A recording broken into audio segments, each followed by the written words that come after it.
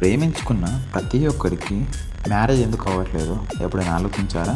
చలో ఈరోజు డీప్గా తెలుసుకుందాం. కాలేజ్ లైఫ్లో మ్యాక్సిమం అందరూ కంప్లీట్గానే ఉంటారు. మరి అందులో ఒక 10% లాస్ట్కి మ్యారేజ్ చేసుకున్నారు అనుకుందాం.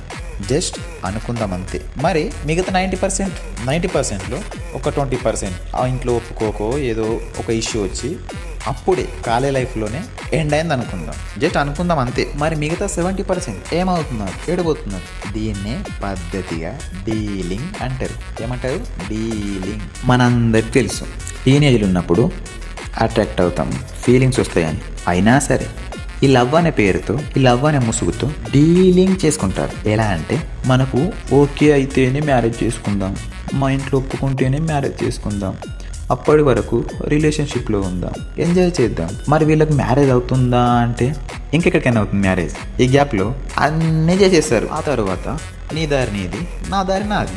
ఏమంటారు? I'm right?